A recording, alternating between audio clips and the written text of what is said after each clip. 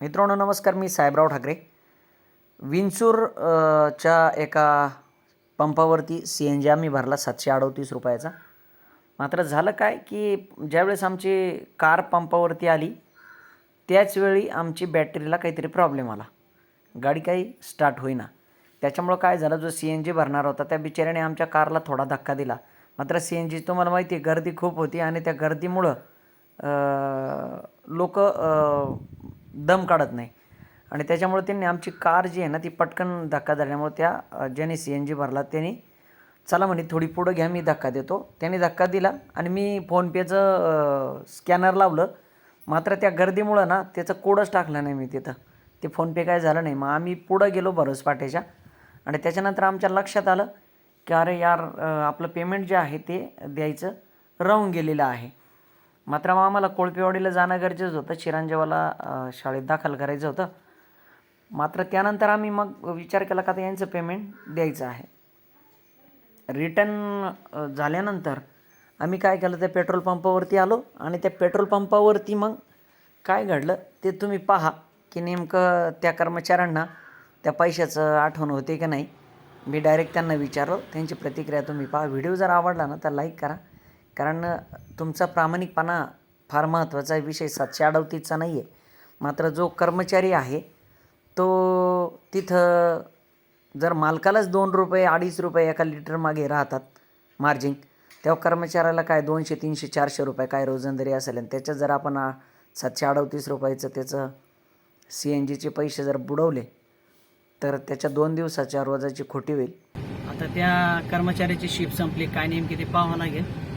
तर आता आम्ही तिथं त्या दिशेला वळतोय, बघूया आता काय होतं काय नाही. काय झालं सकाळी, काय झालं? पैसे बाकी असं काही नाही. अच्छा, गाडी लोटली. हां हां, गाडी लोटली तर त्यांनी देऊन गेले बुवा. आपल्या मित्रांनो लक्षात घ्या, पंपचे जे कर्मचारी ना त्यांच्या लक्षात होतं आणि मात्र आमच्या त्या काही गडबडीत गाडीच्या धक्क्यामुळे ते आमच्या लक्षात राहिलं नाही. मी फोनपे केलं होतं पण ते झालं नाही, म्हणजे ते लावलं होतं ना नेमके हे टाकायचं त्याच्यात, तर ते काही गडबडीत मागून गाड्यांमुळे आम्ही पुढे नेऊन गेलो. मित्रांनो आम्ही कसं आहे, हे कष्टाचे पैसे आहे आणि 2 रुपये 3 रुपये पेट्रोल पंप चालकाला मार्जिन घे, तेव्हा कर्मचाऱ्यांना तर एवढे 738 रुपये जाणं म्हणजे त्यांच्या बिचाऱ्यांचं ते फार हाल होऊ नये. ते टाकणारे कुठे? अच्छा मित्रांनो, या बा ही अवस्था अशी आहे की नंबर लावा बरं, फोन त्यांना फोन लावा, आपण त्याचं थोडं रेकॉर्डिंग घेऊ. आम्ही एक व्हिडिओ बनवला याच्यावर, हा एक आहे ना चांगला मेसेज जाऊ शकतो लोकांना का आम्ही 738 रुपयाचा गॅस टाकून गेलोय. दुसरे असते ना बरं का म्हणले अरे बा चंदा झालाय. काय वाटतं मला? काय तळतळत ना, मला माहिती आहे त्या माणसं आपण एवढं सहकार्य केलं हां आणि ते नेमकी लक्षात नाही राहिलं, त्यांची लक्षात नाही राहिलं की त्याला 700-800 रुपयाचं 738 रुपयाचा गॅस होता. नमस्कार, बोला ना. अहो ते पत्रकार बोलतो मी, साहेबराव ठाकरे. हा हा, बोला बोला. ते सकाळी नाही का आपण ते गॅस टाकून गेला तुमच्या CNGचा, हा ना. मग आम्हाला ना ते पुढे गेल्यानंतर लक्षात आलं की तुमचं पेमेंट बाकी होतं. तेच ना, मी अजून तिथंच सांगितलं होतं दुपारपासून.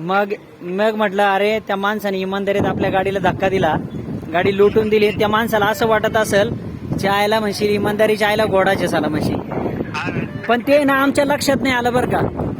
हा ना. हा, ते आमच्या लक्षात आलं नाही हा हा. आणि मग ते पुढे गेल्याच्या नंतर लक्षात आलं ते सासरे होते बरोबर, त्यांना लावते त्यांचं पेमेंट राहून गेलेलं. हा, तेच ना, मी ते धक्का देऊन चालू करून नव्हतं. आता आठवण काढली, मी हिशोब केला ना तेव्हा सांगितलं. म्हणजे हिशोब केल्यानंतर तुम्हाला पैसे कमी आले का? हा. म्हणजे तुम्ही तुमच्या ध्यानातच नव्हतं का? पण मग ते तुम्हाला कसं कळलं कोणाचे घ्यायचे बाकी राहिले पैसे, कोणाचे घ्यायचे बाकी राहिले कसं काय कळलं? ते धक्का ते दिला होता ना मी त्या गाडीला, हा हा, म्हटलं बरोबर मी गाडी लुटून आलो म्हटलं, पण ती नेमकी त्यांना म्हटलं गाडी पहिली तुम्ही पुढे घ्या मग पेमेंट करा असं बोललो तुम्ही. अच्छा.